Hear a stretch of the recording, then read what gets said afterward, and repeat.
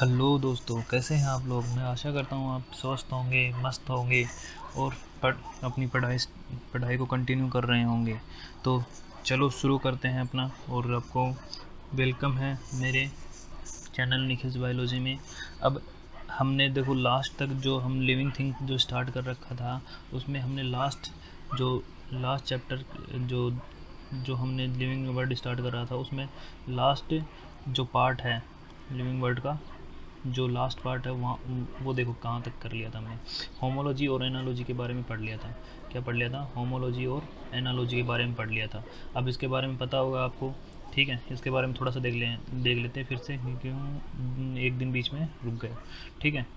अब देखते हैं ताकि ये जुड़ जाए अपने पहले पार्ट से। It's mean the organ have similar internal structure and develop in the origin functionally in the work different. मतलब इसका मतलब क्या हुआ, मैंने एक उदाहरण दिया था।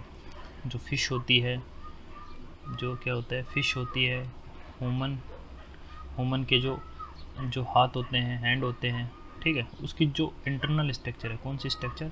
Internal structure. Internal structure are similar, are similar. आ रही बात समझ में? लेकिन क्या दोनों वर्क भी सिमिलर करते हैं? क्या work they note do not work similar? समझे इस बात को? सिमिलर वर्क नहीं करते। ऐसा क्यों हुआ? देखो, स्पीसीज तो एक ही थी। जैसे कि मान लो ह्यूमन के लिए है, तो ह्यूमन एक कशेरुकी है, वर्टिब्रेट है।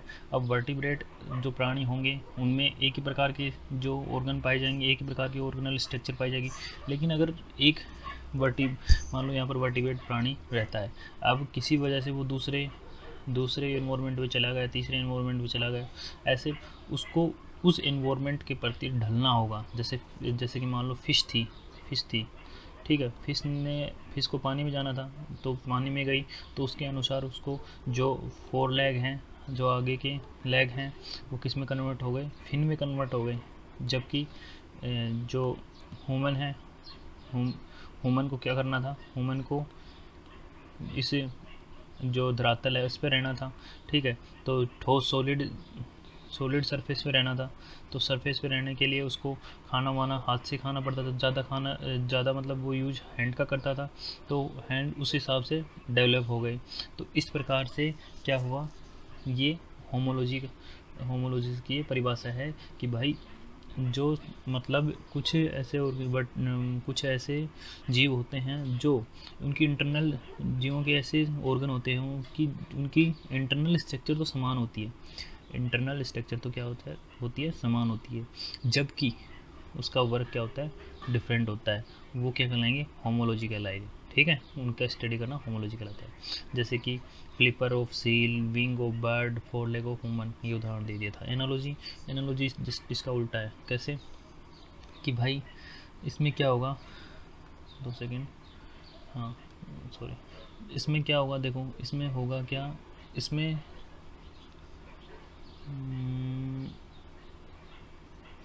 हाँ, इसमें एनालॉजी में क्या होगा? Analogy it is the development of the similar adaption by the organism ancestries. मतलब इसका मतलब था वंशावली। ये मतलब एक नया वर्ड है, यूज़ करने की कोशिश की गई है, ट्राई करने की कोशिश की गई है बुक में।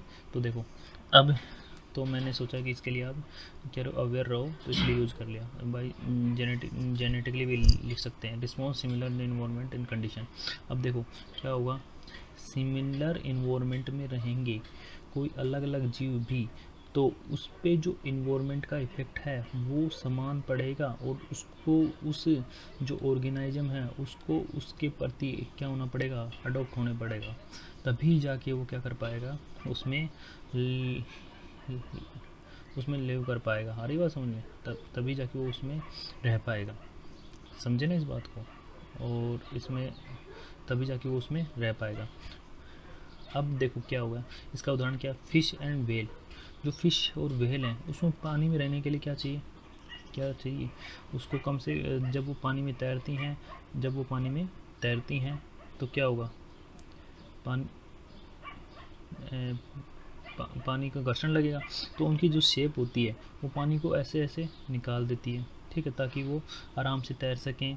और उसका जो बॉडी स्ट्रक्चर होता है वो भी क्या होता है? तैरने के लिए स्विमिंग करने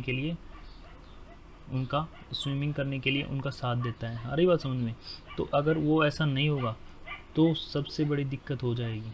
समझे इस बात को कि उसको तैरने में, स्विमिंग करने में बहुत ही ज़्यादा प्रॉब्लम होगी, और ऐसा होने पर वो जल्द से जल्द शिकार हो जाएगा या फिर मारा जाएगा, और एट लास्ट वो क्या हो जाएगा, उस स्पीशीज़ का एंड हो जाएगा। क्या हो जाएगा बेटा? एंड हो जाएगा। समझ रहे हो ना इस बात को?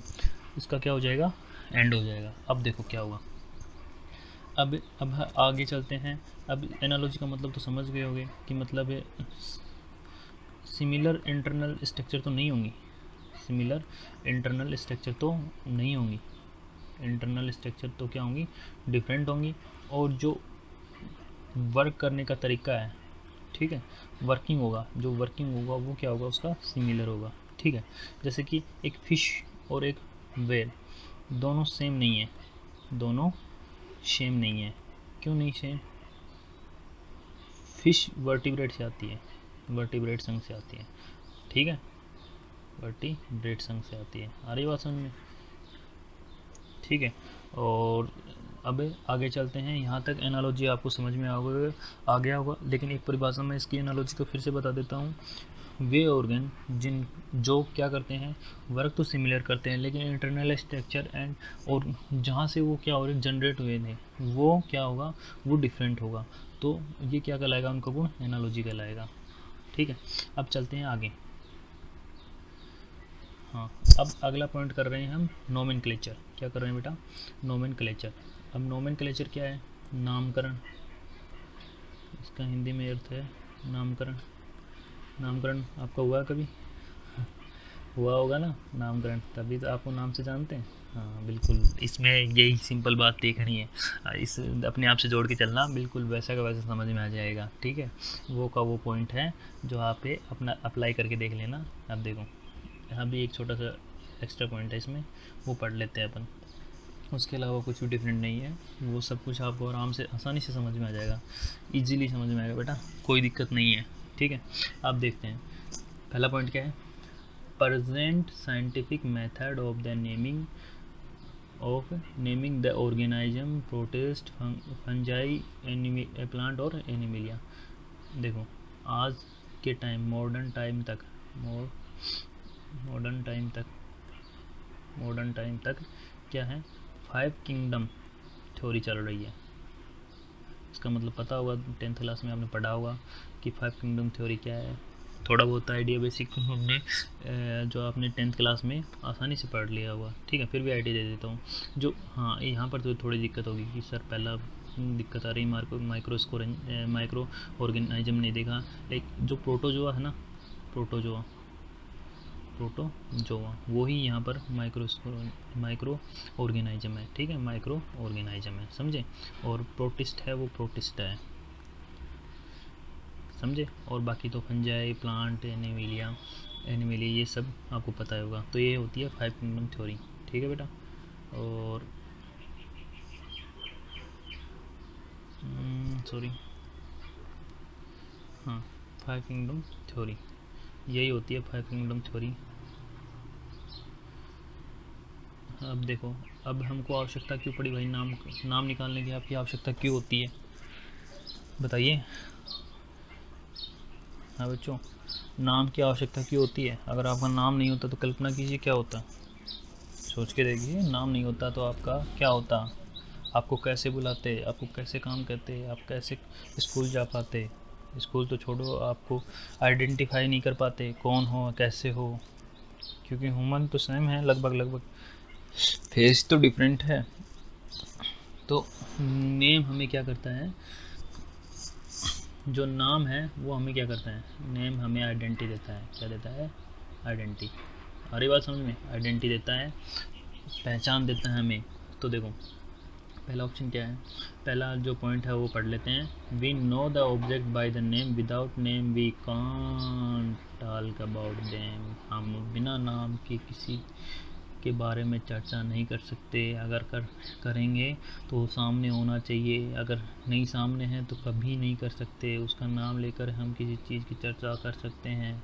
मान लो आप गांधी जी की चर्चा कर रहे हैं, अगर इस टाइम वो है नहीं है, सॉरी, ठीक है, अब वो इस टाइम तो नहीं है ना, इस टाइम नहीं है, तो उनका नाम है, क्या है, नाम है।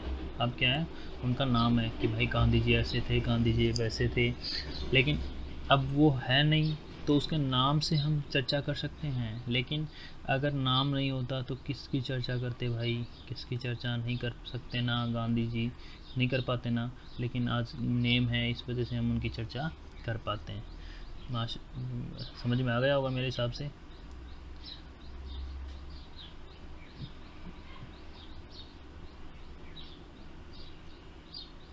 ठीक है, अब देखो अगला पॉइंट क्या है, name, name are different one organism from differentiation one organism from other. अब क्या करता है ना, जो नाम होता है ना, जो नाम होता है वो एक प्राणी को दूसरे प्राणी से क्या करता है, अलग करता है। ये ऊपर वाले पॉइंट बात, या ऊपर वाले पॉइंट में ही बात क्लियर हो गई थी, ठीक है। अगला अगला पॉइंट है, naming are starting from the human civilisation. क्या, human civilisation, they are use common name. देखो ह्यूमन सिविलाइजेशन स्टार्ट हुआ, ह्यूमन सिविलाइजेशन मतलब जब जो मानव ह्यूमन होता है वो एक जगह रहने लग गया, ग्रुप में रहने लगा, तब और अच्छे से उसकी जो वॉइस है वो डेवलप हो गई, उसका जो सेंस है वो डेवलप हुआ। समझे इस बात को, जो सेंस है वो डेवलप हुआ। तो वो डेवलप होने के बाद में उन्होंने क्या किया, चीज़ों का नाम रखना स्टार्ट कर दिया। समझे इस बात को, चीज़ों का नाम रखना स्टार्ट कर दिया। इस तरीके से नेम नोमेनक्लेचर स्टार्ट हुआ था। अब वो अपनी, वो कोई साइंटिफिक बेसिस पे थोड़ी रखेंगे ना, वो अपने हिसाब से, जैसे कि आपके क्षेत्र में जो आपके एरिया में जैसे गांव के लोग होते हैं, है ना, गांव के लोगों में क्या होता है, ये अलग होता है, मतलब गांव बदलने पर भाषा बदल जाती है, वो बात होती है, ठीक है। जैसे हिंदी तो है, हिंदी तो हम कहीं जाएंगे वैसे की वैसी रहेगी, हिंदी तो कहीं जाएंगे वैसे की वैसी रहेगी, वैसे के वैसे वर्ड रहेंगे। लेकिन जो क्षेत्रीय लोकल लैंग्वेज है, रीजनल लैंग्वेज है ना, उसमें हर जगह जाएंगे वो तो मतलब ये है कि वो रीजन के लोग हैं ना, वो उस चीज़ को कैसे देखते हैं, उनका नज़रिया कैसे है, और उनको किस प्रकार से ईजी पड़ता है वर्ड बोलना, कौन सा वर्ड उनको ईजी पड़ता है, वही वो नाम रखेंगे। सही बात है ना, कोई गले की हड्डी थोड़ी रखेगा नाम, समझे, मतलब हार्ड थोड़ी रखेगा, हार्ड रखेंगे तो फिर सबसे बड़ी प्रॉब्लम खड़ी हो जाएगी। सबसे जैसे कि आप ही देख लो, बहुत से बच्चों का नाम गोलू होता है होता है कि नहीं होता है, होता है ना बेटा, तो वो क्यों क्यों होता है, कि आसानी से लिया जाए, समझे, आसानी से वो लिया जा सके, तो ये होता है कॉमन नेम। कॉमन सिविलाइजेशन से स्टार्ट हुआ था और वो कॉमन नेम होते हैं। कॉमन नेम आर यूजफुल, देखो मैंने अभी बात करी थी लोकेलिटी, एक विशेष लोकेलिटी में ही पाए जाते हैं, विशेष प्रकार की लोकेलिटी में ही पाए जाते हैं, और that are useless to other locality, और ए रीजन बट दे, देखो अभी मैंने बता दिया, एक रीजन में कोई नाम पाया जाता है किसी चीज़ का, किसी वस्तु का, या किसी ऑर्गेनाइजम का, हमने वो रीजन के लोग क्या करते हैं, नाम रख लेते हैं, ठीक है। तो जैसे ही हम दूसरे रीजन में, वो मान लो दूर है बहुत ज़्यादा, तो दूसरे रीजन में जाएंगे, उसी वस्तु को वहाँ के लोग किसी, उसी वस्तु या ऑर्गेनाइजम को वहाँ के लोग किसी और रूप में जानते हैं, समझे, किसी और नाम से जानते हैं। तो यहाँ का नेम, जो यहाँ का नेम होता है ना, यहाँ पर नहीं चल पाएगा, यहाँ पर नहीं चल पाएगा, समझे इस बात को, तो यहाँ पर नहीं चल पाएगा। तो इस प्रकार से वहाँ पर तो वो यूजफुल होते हैं, यहाँ पर तो ये जो ऑर्गेनाइजम का नाम था यहाँ पर यूजफुल था, और जो यहाँ पर है ये भी यूजफुल था यहाँ के लिए। लेकिन बेटा सबसे बड़ी दिक्कत ये है, क्या दिक्कत ये है कि यहाँ का नेम यहाँ पर नहीं चल पाएगा। ये कॉमन नेम के साथ सबसे बड़ी समस्या है, कॉमन नेम के साथ सबसे बड़ी समस्या है, समझे इस बात को। तो ये होता है भाई इसका, इसकी जो मतलब डिसएडवांटेज में आ जाएगा ये, ठीक है, और एडवांटेज में ये आ जाएगा, लोकेलिटी के लिए यूजफुल होता है। They are local language word. अगला क्या है, यूजुअली शॉर्ट, वो क्या होते हैं, छोटे होते हैं, ईजी टू यूज, मैंने बता दिया, आसानी से लिए जा सकते हैं, तभी वो निकालेंगे नाम, सरल से सरल निकालने की कोशिश करेंगे, आपका नाम भी सरल से सरल निकालने की कोशिश की हुई होगी, ठीक है। Familiar to people from childhood, और आप कोई वर्ड सुन रहे हो किसी, मान लो यहाँ के रीजन में कोई जन्म लेने वाला बच्चा है, तो वहाँ के रीजन के लोग जो क्या करेंगे, वर्ड यूज करेंगे, जो वर्ड यूज करेंगे तो उस वर्ड सॉरी जो वर्ड यूज करेंगे ना, उस वर्ड के साथ जो अब वहाँ पर पैदा होने वाले बच्चे हैं, जो जन्म लेने वाले बच्चे हैं, वो जन्म से ही उस वर्ड को सुनते रहेंगे। तो जन्म से सुनते रहने के कारण वो क्या हो जाएंगे, फेमिलियर हो जाएंगे। ठीक है, वो अपने बचपन से ही फेमिलियर हो जाएंगे इस वर्ड के प्रति। अब आगे चलते हैं। अब डिसएडवांटेज ऑफ द कॉमन, बताइए disadvantage of the common name. हमने एक डिसएडवांटेज का तो हमने पहले ही जिक्र कर लिया था, कौन सा था बताओ, कि कौन सा था बताओ, कि भाई एक रीजन में ही काम आ सकते हैं, दूसरे रीजन में काम में नहीं आ सकते, अदर रीजन में काम में नहीं आ सकते। समझे इस बात को, अदर रीजन में काम नहीं आ सकते। अब देखो बहुत सारे डिसएडवांटेज हैं, अब हम एक एक करके पढ़ लेंगे। ड्रॉबैक कहते हैं इसको, और कॉमन नेम के बहुत सारे डिसएडवांटेज हैं। पहला डिसएडवांटेज क्या है, इनसफिशिएंटी। इनसफिशिएंसी क्या होता है, इनसफिशिएंसी क्या होता है कि भाई only animal and plant that one common around man और in the some way beneficial and harmful man have been provided these name. इसका मतलब क्या हुआ, इसका मतलब ये हुआ कि भाई जो कॉमन, अब देखो आप रहते हो तो उसके चारों तरफ जहाँ पर लोग रहते हैं ना, मान लो आप रहते हो तो आप अपने चारों तरफ की जो वस्तुएं हैं, चीज़ें हैं, प्लांट हैं, एनिमल हैं, उन्हीं का तो नाम दोगे। क्या, जो प्लांट है और एनिमल है उन्हीं का तो नाम देने की कोशिश करोगे। एनिमल प्लांट होंगे है ना, उन्हीं को तो नाम देने की कोशिश करोगे जो आपके चारों तरफ होंगे। समझे, और आपको या तो फ़ायदा पहुंचाएं या नुकसान पहुंचाएं, उन्हीं को आप नाम प्रोवाइड करोगे। ठीक है, उन्हीं को आप नाम प्रोवाइड करोगे। और दूसरी बात, अगर आपने कभी किसी ऐसे जीव को देखा ही नहीं है, ऑर्गेनाइज्म को देखा ही नहीं है, तो क्या होगा, और किसी ऑर्गेनाइज्म को देखा ही नहीं है तो क्या आप उसको नाम दोगे क्या, नहीं, नहीं दोगे। समझिए इस बात को, उसको ऑर्गेनाइज्म को नाम नहीं दोगे। तो ये होता है भाई ये होता है नोमेनक्लेचर। ठीक है, और सबसे बड़ी बात हाँ, ये होता है भाई नोमेनक्लेचर। अब आगे देखते हैं, प्रोवाइड दिस नेम।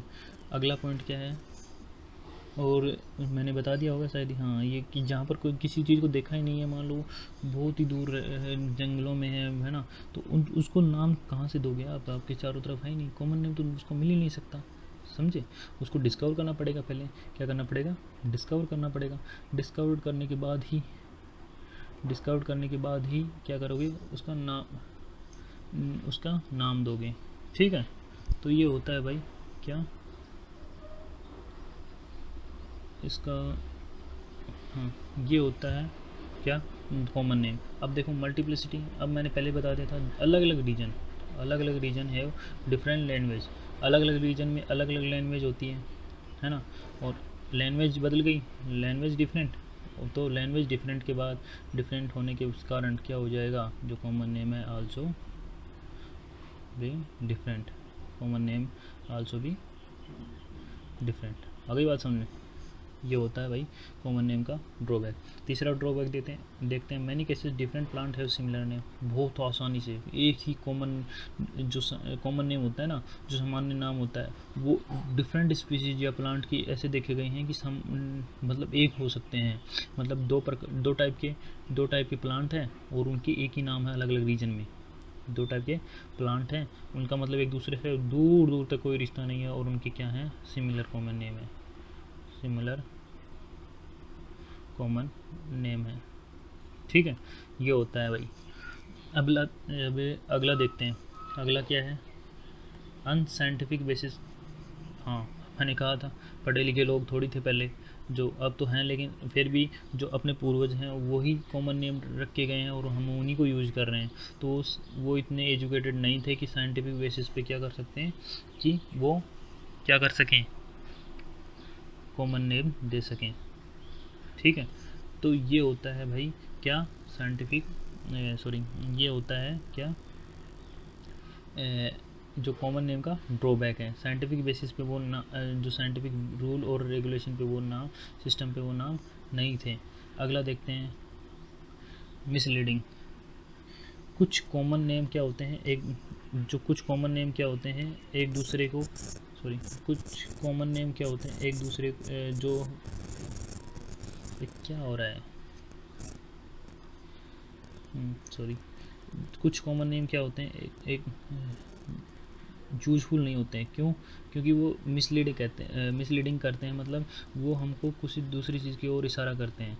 जैसे कि स्टार फिश, स्टार थोड़ी है लेकिन स्टार फिश कह दिया उसका नाम। क्राई फिश रोती थोड़ी है लेकिन क्राई फिश कह दिया। डॉग फिश डॉग की तरह दिखाई देती है, इसका मतलब वो डॉग थोड़ी हो गई, तो ये क्या हो गया, डॉग फिश हो गई। समझिए इस बात को, ये हो गया। अब अगला देखते हैं डिफरेंट मीनिंग। अब अलग अलग रीजन में लैंग्वेज डिफरेंट होंगी, उनकी मीनिंग डिफरेंट होगी, और उन वर्डों की मीनिंग डिफरेंट होने से जो कॉमन नेम है, common name also be different, common name also be different. आ गई बात समझ में? हाँ, अगला देखते हैं। Not easily change the common name to new one. हम क्या कर सकते हैं, हम क्या नहीं कर सकते, इजीली चेंज नहीं कर सकते। अब देखो, जो चीज़ चाइल्डहुड से ही कोई बच्चा सुन रहा है तो उसको हम देखो को जल्दी से उसको चेंज करने में बहुत ही ज़्यादा प्रॉब्लम आती है। अगर हमको कोई बचपन से आदत लगी हुई है तो उसको छुड़ाने में बहुत ज़्यादा दिक्कत आती है ना, वैसे ही ये आदत के टाइप बन जाता है कॉमन नेम। अगर हमको बोलना अगर आदत हो गई ना तो छोड़ नहीं पाएंगे। ठीक है, अब देखो कोई लोकल एरिया का बंदा अगर शहर में जाता है, वो हिंदी बोलने तो लगता है। लोकल एरिया का जो बंदा होता है शहर में जाता है, कहाँ पर जाता है, अर्बन इलाके में जाता है, तो वहाँ पर वो हिंदी बोलने तो लगता है, लेकिन उसकी हिंदी में भी उसकी रीजनल लैंग्वेज, जो रीजनल लैंग्वेज है ना वो आने लगती है। समझे? रीजनल लैंग्वेज वो हमेशा आती है। ठीक है, वो बहुत ही कम चांस होता है कि उसके कुछ वर्ड नहीं आए, वो समझे ना इस बात को। तो ये होता है कॉमन नेम के डिसएडवांटेज। अब अगला देखते हैं, system of the scientific name. System of the scientific name, system of the scientific name, इसका क्या होगा, इसका मीनिंग क्या होगा भाई? इसका मीनिंग होगा जो from the book of the Systema Naturae, from the, अब क्या हम इसको देख लेते हैं। जो साइंटिफिक नेम है वो किस किताब से लिया गया था? सिस्टेमा नेचुरी से लिया गया था, और जो 1758 में लिखी गई थी, किसके द्वारा? कोरोलस लीनियस के द्वारा, कोरोलस लीनियस के द्वारा लिखी गई थी। It is also called binomial nomenclature. It is also called, यह क्या करते थे, it is also called binomial nomenclature. इसका मतलब क्या हुआ भाई? इसका मतलब हुआ इसको द्विनाम पद्धति भी कहते हैं, द्विनाम पद्धति भी कहते हैं। आराम से सुना होगा, बहुत ज़्यादा सुना होगा इसके बारे में। ठीक है, द्विनाम पद्धति क्या है, कैसे है। ठीक है, तो ये हो गया बाइनोमियल नोमेनक्लेचर भी कहते हैं किसको? साइंटिफिक नेम देने को। इट्स मीन वन वर्ड, जो साइंटिफिक नेम होता है ना, साइंटिफिक नेम होता है वो 2 वर्ड से मिलकर बना होता है। ठीक है, जैसे बाई और नोमस। इसका मतलब क्या हुआ? बाई मतलब होता है डबल, और जो बाई होता है वो लैटिन जो भाषा होती है उसका वर्ड है, और नोमस होता है नेम। किस भाषा का वर्ड है? ये ग्रीक भाषा का वर्ड है। अगला देखते हैं, इसका मतलब ये हो गया, बाई नोमेनक्लेचर का मतलब क्या हो गया? Double name. अब अगला पॉइंट देखते हैं, this system usable world wide, मतलब ऑल वर्ल्ड में, जो वर्ल्ड में यूज हो सकता है, मतलब एक चीज़ का एक नाम। समझे ना इस बात को, कि हमें मान लो यहाँ पर एक साइंटिफिक, इंडिया में साइंटिफिक नेम पढ़ रहे हैं, तो कहीं भी जाएंगे साइंटिफिक नेम तो क्या होगा? उस चीज़ का सेम होगा। समझे? जैसे ह्यूमन को कहते हैं होमोसेपियन, होमोसेपियन। ठीक है, होमोसेपियन। अब ये देखो, ये जितने भी मानव होंगे, जहीं भी पाए जाएंगे, उसका नाम यही होगा। ठीक है, अब अगला पॉइंट देखते हैं, all organism have 2 word. All organism have 2 word. जो अब देखो उसके हिसाब से तो नाम होगा कि 2 नेम होंगे, 2 नाम पद्धति में, बाइनोमेनक्लेचर में 2 नाम होंगे। तो जो फर्स्ट वर्ड होता है कम फ्रॉम जीनस, किसी भी ऑर्गेनिज्म का जो फर्स्ट वर्ड होता है वो क्या होता है? जीनस से आता है। ठीक है। और उसको जेनेरिक नेम भी कहते हैं। क्या नेम कहते हैं बेटा? जेनेरिक नेम भी कहते हैं। अगला वर्ड कौन सा है? सेकंड वर्ड है स्पेसिफिक नेम। स्पेसिफिक नेम मतलब जो स्पीसीज का नेम है, उसकी जाति का नेम है, स्पीसीज का नेम है, ठीक है, स्पीसीज का नेम है, जो उसकी जाति का नेम है ना, उससे जो उसकी जाति का नेम है उससे लिया जाएगा, ठीक है। तो फर्स्ट वर्ड तो लिया जाएगा किससे? जीनस से। सेकंड वर्ड लिया जाएगा स्पीसीज नेम से, ठीक है। एग्जांपल जैसे डॉग का साइंटिफिक नेम कैनिस फैमिलियरिस है। कैनिस तो क्या होगा? जीनस हो गया, फैमिलियरिस क्या होगा इसका? जो स्पीसीज हो गई इसकी जाति हो गई, ठीक है। अब देखो अगला अगला पॉइंट क्या है? कोरोलस, जो कोरोलस लीनियस है वो give all scientific name in Latin language, क्योंकि ये लैटिन भाषा को जानता था, तो जितने भी इसने वर्ड जो भी क्या नेम दिए वो सारे के सारे कितने क्या थे? लैटिनाइज थे, लैटिन लैंग्वेज में लिखे हुए थे। इवन ओवन नेम भी आल्सो लैटिनाइज। उसका नेम में 3 वर्ड थे, ठीक है। अब मैं उसको बताने की कोशिश नहीं करूँगा क्योंकि वो याद रह जाएगा, ठीक है। तो उसने उस 3 वर्ड से 2 वर्ड कर लिया अपने नाम को। क्या कर लिया? 2 वर्ड कर लिया, और वो क्या किया? कोरोलस लीनियस। आ रही बात समझ में? कोरोलस लीनियस कर लिया। We have also use binomial name like Rahul Kumar, जैसे कि राहुल कुमार, ये भी अपने यहाँ भी क्या कर सकते हैं? अपने यहाँ भी यही करते हैं ना कि दो नाम में, मतलब जो एक नाम होता है उसमें 2 वर्ड होते हैं, एक तो उसका खुद का हो गया और एक उसका मतलब जो चलता आ रहा है वो हो गया। ये ऐसे ही तो करते हैं, उसका जो गोत्र हो गया है वो ऐसे यूज करते हैं। अब अगला पॉइंट देखते हैं। अगला पॉइंट है, हाँ, अब देखो कई बार क्या होता है बायनोमेनक्लेचर से नाम, जैसे हम आगे आगे जो बढ़ते जा रहे हैं ना, आगे बढ़ते जा रहे हैं, इस वजह से क्या हो गया? हाँ, इस वजह से क्या हुआ? अब हम जैसे जैसे आगे बढ़ते जा रहे हैं तो जो एनिमल है, एनिमल प्लांट, जो भी मतलब ऑर्गेनाइजम है, मतलब एनिमल हो गए, प्लांट हो गए, मतलब जितने भी ऑर्गेनाइजम हैं उनके बहुत से वैराइटीज और भी क्या है? डिस्कवर्ड हो रही हैं। तो उनको नाम देने में परेशानी ना हो, इसके लिए कुछ साइंटिस्ट क्या करते हैं? ट्राई नोमेनक्लेचर का यूज करने लगे हैं। अब ट्राई नोमेनक्लेचर में क्या यूज होगा? अब देखो, day by day discovered many variety of the species to we need to trinomial nomenclature. और एक सबसे बड़ी बात इसका, हाँ, आगे एक चीज़ और है, ये जो डिस्कवर कर रहा है, क्या डिस्कवर कर रहा है, उसके कई बार क्या होते हैं, उसका नेम भी आगे लगा देते हैं, जैसे कि लीनियस हो गया तो लीन लगा देंगे, ठीक है, उसने डिस्कवर किया था। लेकिन ज़्यादातर हम अभी तक यूज़ क्या करते हैं? बायनोमियल यूज करते हैं, ठीक है, बायनोमियल नोमेनक्लेचर यूज करते हैं। Trinomenclature are extension of the linear system. जो लीनियर सिस्टम है, जो बायनोमियल नोमेनक्लेचर था, उसका जो एक्सटेंशन है, उसका विकास या डेवलप वर्जन है, ठीक है। अब ये जो नेम होते हैं, ये कौन देता है भाई? बताओ। कोई तो मतलब ब्रांच होगी ना, जो डिसाइड करे कि भाई एक चीज़ का नेम क्या होगा, है ना, उस चीज़ का नाम क्या होगा। तो ये क्या चीज़, ये कौन होंगी? अब देखो, इसके लिए अलग अलग प्रकार की ब्रांच बना रखी हैं, समझे। और वो ब्रांच कितनी है? 5 हैं। पहली ब्रांच है ICBN। ICBN का फुल फॉर्म होती है international code of the botanical nomenclature. आपको पता चल गया कि बोटनिकल जितने भी नाम होंगे उससे डील कौन करेगा? ICBN। और इसकी जो स्टेबलाइज किया गया था इस ब्रांच को इन 1961 में किया गया था, समझे। अगली क्या है? ICZN क्या होती है? International code of the zoological nomenclature. आसानी से समझ में हो गए, जो भी जूलॉजिकल नोमेनक्लेचर उससे डील कौन करेगी, उसका नाम कौन देगा, एनिमल के नाम कौन देगा? ICZN। याद रखना, ये नीट के लिए बहुत इंपॉर्टेंट है, काफ़ी टाइम मतलब काफ़ी समय से आ रहा है ये प्रश्न, ठीक है। और ये बहुत मतलब फ्री के नंबर होते हैं। अब 1964 में इसको स्टेबलाइज किया गया था ICZN को। अगला पॉइंट देखते हैं ICBN क्या होता है? ICBN होता है international code of the biological nomenclature. अब बायोलॉजिकल नोमेनक्लेचर बैक्टीरियोलॉजिकल नोमेनक्लेचर। अब बैक्टीरियोलॉजिकल नोमेनक्लेचर में क्या होगी? जो बैक्टीरिया होते हैं अपने आसपास, क्या होते हैं? बैक्टीरिया होते हैं, उनका नोमेनक्लेचर, उनको नामकरण किसके द्वारा होगा, ICBN के द्वारा होगा इन 1975 में।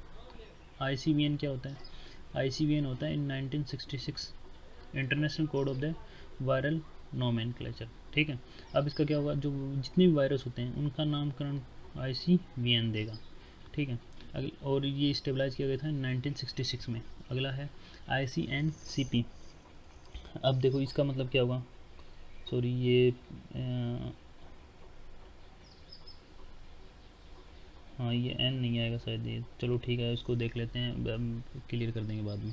International code of the cultivated plant, जो भी लैब में डेवलप किए जा रहे हैं, ठीक है, जो कल्टीवेटेड किए जा रहे हैं उन प्लांट का नोमेनक्लेचर इसके द्वारा। और सॉरी ये देखो इसका देख लेते हैं ICCPN।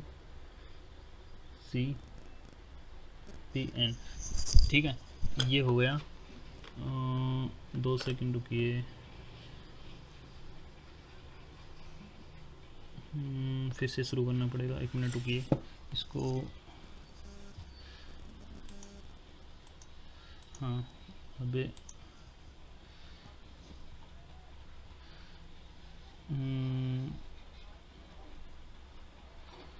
हाँ ये हो गया। अब इसको देखते हैं, ये बिल्कुल पहले CNP सही है, ये बिल्कुल सही है, राइट है, ICNCP है। ठीक है, अब देखो इन 1952 में स्टेबलाइज होगा, बाकी इसको मैं देख के बता दूंगा कि इसका राइट वर्जन क्या है, इसको यहाँ सेट नहीं हो रहा लेकिन फिर भी देख के बता देंगे। ठीक है, अब आगे चलते हैं। Rule of the scientific name, scientific rule जो नेम होता है उसके बहुत सारे रूल होते हैं, मतलब उसके आधार पर ही, रूल के आधार पर ही हम क्या करेंगे, जो रूल बहुत सारे साइंटिफिक क्या होते हैं, साइंटिफिक नेम के बहुत सारे क्या होते हैं, रूल होते हैं। क्या होते हैं बेटा, रूल होते हैं, उनके आधार पर ही हम किसी चीज़ का नोमेनक्लेचर या किसी चीज़ का नामकरण कर पाएंगे। अब देखो क्या क्या रूल होते हैं। पहला रूल क्या होता है, अगर रूल नहीं होंगे तो कुछ मतलब स्टेबलाइज नहीं होगा, कुछ भी मतलब स्थिर नहीं होगा, और जो नेम होंगे वो भी उल्टे सुलटे होंगे, उसका कुछ काम नहीं हो पाएगा और वो मिक्स हो जाएंगे एक दूसरे में। तो इसके लिए रूल बनाए गए हैं ताकि वो एक दूसरे में नेवर मिक्स नहीं हो। ठीक है, अब पहला रूल क्या है, ईच एनिमल प्लांट और organism to be given a single name of the binomial system. जितने भी देखो इसमें इतनी बढ़िया व्यवस्था की गई है, इतनी बढ़िया सिस्टम या अरेंजमेंट किया गया है कि जितने भी डिस्कवर हो रहे हैं ना, डिस्कवर्ड और जिसके भी डिस्कवर्ड हो चुके हैं या डिस्कवर हो रहे हैं आगे, ठीक है, डिस्कवर हो रहे हैं उन जो डिस्कवर हो रहे हैं उनके भी जो नाम है वो उससे मैच नहीं करते और ना ही डिस्कवर्ड के मैच करते हैं। समझे इस बात को, तो ये होता है भाई। अब एक सिस्टम और एक चीज़ और देखो, वो क्या देखना है आपको, वो ये देखना है भाई कि जो इसमें सबसे इसका प्लस पॉइंट ही ये है, एक चीज़ और ये देखनी है कि इस जो प्लस पॉइंट ये है कि इसी की वजह से दुनिया में जो नेम है किसी भी ऑर्गेनाइजम के सेम नहीं हो पाएंगे। ठीक है, ये सिस्टम ऐसा कंफर्म करता है कि कोई भी ऑर्गेनाइजम के 2 ऑर्गेनाइजम के नेम समान ना हो। समझे, तो ये किसके द्वारा पॉसिबल हो पाया, साइंटिफिक नेम के द्वारा। लॉ ऑफ प्रोबेबिलिटी, अब देखो एक प्रोबेबिलिटी है, अब प्रोबेबिलिटी क्या है, जो 58 से पहले नाम दे दिए गए हैं किसी भी वर्ड पब्लिश कर दिए गए हैं, ठीक है, तो उनको वैसे के वैसे ले लिया गया है, एज सेम ले लिया गया है। ठीक है, और उनको बहुत कम बदलाव किए गए हैं। लेकिन अब जो डिस्कवर्ड हो रहे हैं उनमें क्या साइंटिफिक बेसिस पे क्या हो रहे हैं, बदलाव हो रहे हैं। ठीक है, अब अगला देखते हैं, scientific name should be drawn from the Greek language, Greek और लैटिन लैंग्वेज। इसका मतलब they are drive any other language it should be Latinise. अब इसका मतलब क्या होगा, जितने भी जो साइंटिफिक नेम है वो क्या है, वो लैटिन और ग्रीक लैंग्वेज है, जो ग्रीक लैंग्वेज है उसमें दिए गए हैं। ठीक है, और अगर किसी दूसरी लैंग्वेज में दिए जा रहे हैं तो इट शुड बी लैटिनाइज, मतलब इस मतलब होगा इट शुड बी लैटिनाइज। इसका मतलब क्या होगा, इसका मतलब ये होगा कि भाई अगर कोई दूसरी भाषा में भी जो वर्ड दे रखे हैं वो भी लैटिन भाषा में चेंज करने पड़ेंगे। ठीक है, एग्जांपल जो बनियान ट्री है जो बनियान ट्री में है, जैसे कि जो बरगद का पेड़ है, ये कॉमन नेम है, ठीक है। But its scientific name Ficus benghalensis. इसका मतलब क्या हुआ, क्योंकि ये बंगाल में पाया जाता है, ठीक है। तो बंगाल ना लिख के, बंगाल ना लिख के, जिसमें क्या कर दिया, बंगाल ना लिख के, सॉरी, इसमें बंगाल ना लिख के इसको लैटिन भाषा में चेंज कर दिया बेंगालेसिस, ठीक है। कॉमनली प्रेजेंट इन बंगाल, ठीक है। तो बंगाल में प्रेजेंट है, इसके कारण इसको बंगालेसिस कहा गया था। और बंगाल को किस में कन्वर्ट किया गया, लेटिनाइज किया गया बंगालेसिस में, ठीक है। फाइकस इसका क्या होगा, जेनरिक नेम हो गया। Genus name is single word. Genus का जो नेम होता है वो सिंगल वर्ड होता है, हमेशा याद रखना। जो जीनस लिखते हैं वो सिंगल वर्ड होता है, लेकिन जो स्पीसीज नेम है में भी सिंगल भी हो सकता है, या फिर दो अलग अलग नाम भी हो सकते हैं। जैसे कि जीनस तो ये हो गया, और स्पीसीज के सब स्पीसीज हो गई, ठीक है। तो दो वर्ड हो गए, तो इस प्रकार से ये इसको हम लिख सकते हैं। कंपाउंड नेम भी हो सकता है कि एक तो स्पीसीज का ये हो गया, दूसरा स्पीसीज का ये हो गया। तो इस प्रकार से भी साइंटिफिक नेम लिखा जा सकता है। अगला देखते हैं, scientific name should be printed in italic.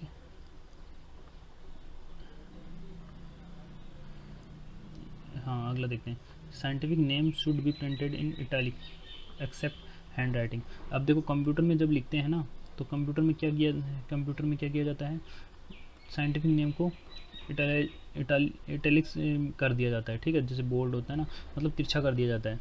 लेकिन जब हैंड राइटिंग में लिखते हैं ना उसको, हैंड राइटिंग में, तो हैंड राइटिंग में क्या होगा, हैंड राइटिंग में उसको क्या किया जाएगा, जैसे कि है हैंड राइटिंग में लिखा है मैंने फाइकस और बेंगालेंसिस, ठीक है, बेंगालेंसिस। इसका मतलब क्या हुआ, ये इसको क्या किया जाएगा, हम इसको हैंड राइटिंग में तो इटैलिक से नहीं लिख सकते, तो उसके लिए क्या किया जाएगा भाई, जो इसमें इसके नीचे क्या किया जाएगा, अंडरलाइन किया जाएगा, ठीक है। ये सब हुआ। अगला देखते हैं, generic name first letter always return in capital letter.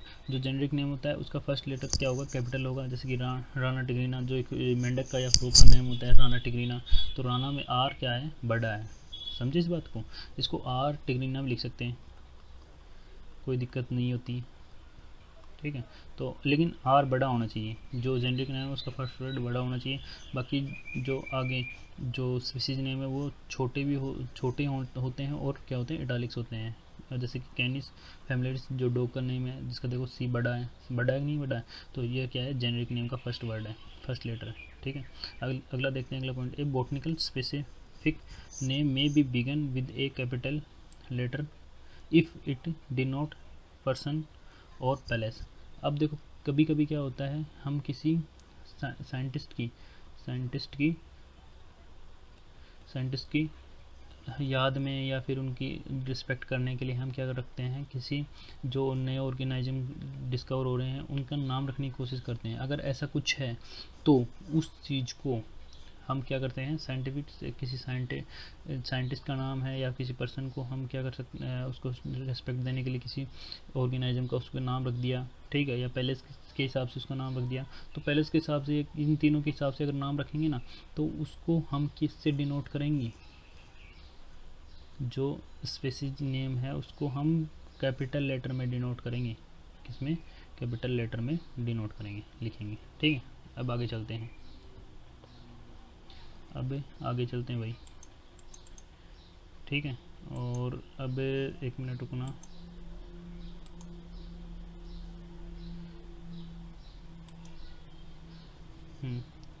जैसे कि अब, हाँ, अगला पॉइंट क्या है, 9वां पॉइंट है भाई, व्हेन जेनरिक और specific name are common come from the authors that are italic and. जैसे कि देखो अब इसका मतलब क्या हुआ, इसका मतलब ये हुआ कि भाई देखो इसका मतलब क्या हुआ, इसका मतलब व्हेन जेनरिक स्पेसिफिक नेम। अब देखो यहाँ पर कोई ऑथर का नेम है, जैसे कि मैंजीफेरा इंडिका है, Mangifera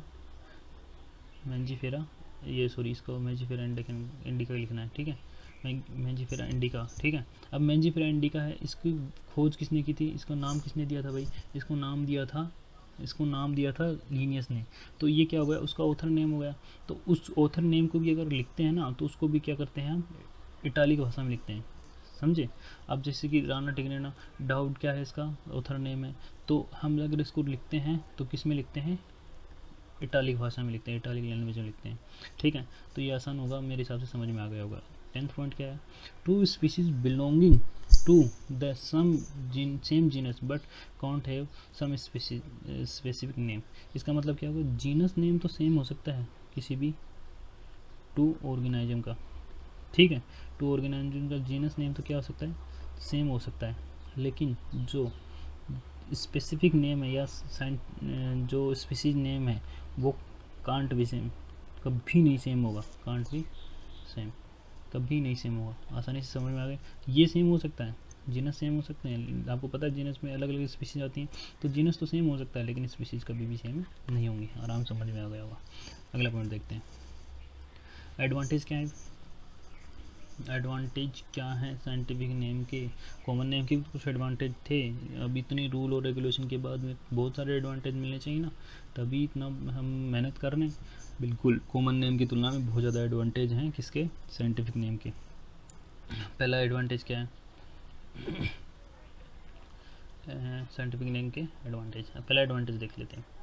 this help in the classification and animal, plant, microorganism without name not possible to make classification scientific name irrespectively other organism utility। इसका मतलब क्या होगा, इसका मतलब ये होगा कि भाई ये हेल्प करता है कि सभी प्रकार के ऑर्गेनाइज्म को क्या कर सकता है, क्लासीफाई करने के लिए क्या करता है, हेल्प करता है। और क्लासीफाई भी इतना मतलब सिस्टमेटिक तरीके से क्लासीफाई करता है कि कोई प्रॉब्लम नहीं हो, कोई भी प्रॉब्लम नहीं हो, ना तो दो ऑर्गेनाइज्म के सेम नेम हो, ठीक है। और आसान, और क्या क्या किया जाए, उसको उसके बारे में डिटेल दे, उसका जो नेम होता है ना उसके बारे में डिटेल दे, ठीक है। ऐसी कोशिश की जाती है कि जो ऑर्गेनाइज्म है उसके बारे में डिटेल दे, ऐसा नाम रखा जाता है, ठीक है। देखो, अब देख जो सेम जैसे कि, हाँ देखो किंगडम है, किंगडम में ऐसे जीव रखे जाए, किंगडम अलग अलग कर दिया हमने। किंगडम में कुछ जैसे कि जीनस आ गया, जीनस में क्या होंगे, सेम। क्लास आ गई, क्लास में क्या होंगे, बहुत ज़्यादा लक्षण सेम होंगे, उसके बाद कम होते जाएंगे, फिर कम होते जाएंगे, फिर कम होते जाएंगे, और लास्ट में जो स्पीसीज नेम होता है उसमें बहुत ही कम लक्षण सेम होंगे, ठीक है। लेकिन कुछ यूजुअली लक्षण जो उनको क्या कर सकते हैं, समान रखें, वो क्या होंगे, सेम होंगे, ठीक है। अब देखो अगला क्या है, in newly discovered animal plant bacterium can be describe by and named. अब ये क्या होता है, साइंटिफिक नेम होता है ना, इसका एडवांटेज ये भी होता है कि जो मैंने पहले बता दिया था, जो नए नए डिस्कवर हो रहे हैं एनिमल और प्लांट, उनको क्या किया जाए, नाम दिया जाए, ठीक है। और वो नाम क्यों करें, उनको डिस्क्राइब करें, उनके बारे में विवरण दें। अगला पॉइंट क्या है, each kind of animal, plant or bacterium is given a scientific name। जो भी एनिमल, प्लांट और बैक्टीरियम होंगे साइंटिफिक नेम पर ही क्या दिए जाएंगे, उनके जो नाम है वो दिए जाएंगे। अब अगला क्या, an incorrect name can be easily set. अगर किसी भी कारणवश साइंटिफिक नेम क्या हो जाए, इनकरेक्ट हो जाए, साइंटिफिक नेम क्या हो जाए, इनकरेक्ट हो जाए, तो उसको आसानी से क्या किया जा सकता है, चेंज किया जा सकता है, राइट किया जा सकता है, ठीक है। ये कॉमन नेम में सबसे बड़ी दिक्कत थी कि आसानी से बदला नहीं जा सकता था। अगला क्या है, the scientific name are universal being used all over the world, one organism one name. अब इसका सबसे इम्पोर्टेंट थ्योरी ही ये इस पे आधारित है, साइंटिफिक नेम पे, इसके आधार पे वो चल रहा है क्या, वन ऑर्गेनाइज्म वन नेम, ठीक है। और मतलब क्या होगा, पूरे यूनिवर्स में, अपने जो पूरे संपूर्ण संसार में है ना, पूरे लिविंग वर्ल्ड में क्या होगा, एक ऑर्गेनाइज्म का एक ही नाम होना चाहिए, और उसकी सुविधा सिर्फ और सिर्फ क्या कौन देता है, साइंटिफिक नेम देते हैं, ठीक है। अगला देखते हैं, scientific name are show the relationship of the species like genus having some common characters. The scientific name are show the relation species like same genus. मैंने अभी बता दिया कि जो जीनस सेम होंगे उनके कैरेक्टर भी क्या होंगे, सेम होंगे, ठीक है। अब स्पीसीज के जो जीनस सेम होंगे उनके क्या होंगे, लगभग कैरेक्टर भी सेम होंगे, कुछ कैरेक्टर सेम होंगे, लेकिन कुछ कैरेक्टर ऐसे भी होंगे जो उनको अलग कर सकें। तभी वो स्पीशीज अलग अलग बनी है, ठीक है।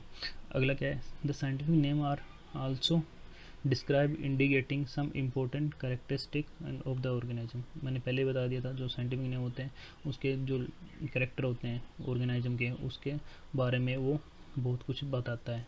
अगला देखते हैं, the scientific name draw in Latin Greek language.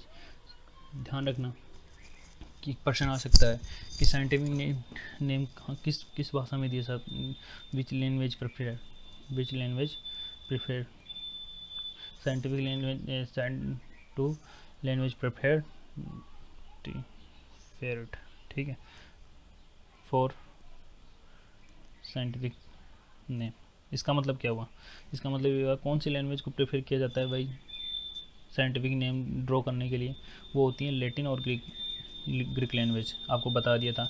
अब इसका मतलब क्या हुआ और इसका प्लस पॉइंट क्या है, कोई भी भाषा यूज़ कर सकते थे ना हम, लेकिन नहीं, कौन सी यूज़ की गई है, लैटिन और ग्रीक भाषा। तो साइंटिस्ट ने ऐसा क्यों किया कि दोनों भाषा जो भी हैं, दोनों लैटिन और ग्रीक भाषा क्या होते हैं कि जो डेड लैंग्वेज हैं, डेड लैंग्वेज मतलब अब यूज़ नहीं की जा रही, अब यूज़ नहीं की जा रही, कोई चीज़ को यूज़ नहीं किया जा रहा तो उसमें बदलाव भी नहीं किया जाएगा। अगर लैंग्वेज को यूज़ नहीं किया जा रहा तो उसके वर्डों में बदलाव, वर्ड्स हैं उसमें बदलाव भी नहीं होगा, जैसे वर्ड हैं जैसे मीनिंग है वैसे के वैसे रहेंगे।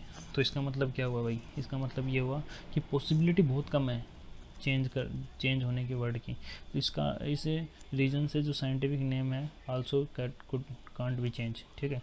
तो जो साइंटिफिक नेम है उसका कभी भी वर्ड का मीनिंग कभी भी चेंज नहीं होगा, समझे इस बात को। तो लैटिन भाषा और ग्रीक भाषा में दिए गए वर्ड हैं उसके कभी भी चेंज नहीं होगा, ये इसका फ़ायदा है लैटिन भाषा और ग्रीक भाषा में देने के लिए। अगला एडवांटेज देखते हैं, अगला एडवांटेज नहीं है, अगला क्या है, एक क्या है जो चौथा पॉइंट है, टैक्सोनॉमी। टैक्सोनॉमी क्या है, टैक्सोनॉमी इम्पोर्टेंट पॉइंट है, टैक्सोनॉमी। अब टैक्सोनॉमी क्या होता है, it is branch of the biology that deal with the law and principle of the classify the organism on the basis of the evolutionary relationship. इसका मतलब क्या हुआ, बायोलॉजी की ऐसी ब्रांच जो डील करे लॉ और प्रिंसिपल से, क्लासिफिकेशन की लॉ और प्रिंसिपल से डील करती है और उनको एक अच्छा नाम दिलाती है, ठीक है, ऑर्गेनाइजर को एक अच्छा नाम दिलाती है, किसके बेस पे कि इवोल्यूशनरी, मतलब उनके जो पीछे जो इवोल्यूशन हुआ है उसके आधार पर उसको क्या दिलाती है, ऑर्गेनाइजम को एक अच्छा साइंटिफिक नेम दिलाने की कोशिश करती है, कौन सी, टैक्सोनॉमी ब्रांच, ठीक है। और इसमें क्या किया गया है, ये कहती है कि भाई जितने भी क्या हैं लिविंग थिंग है, all are taxa, living thing are all are ये sorry all living thing are taxa, मतलब कुछ डॉग हो गया, ठीक है, और बिल्ली हो गई, ठीक है, तो ये सभी के सभी, कैट हो गई ना, तो ये सभी के सभी क्या हैं, टैक्सा हैं। इन सभी को हम अलग से क्या लिख सकते हैं, टैक्सा लिख सकते हैं, ठीक है, इसको क्या लिख सकते हैं, टैक्सा लिख सकते हैं।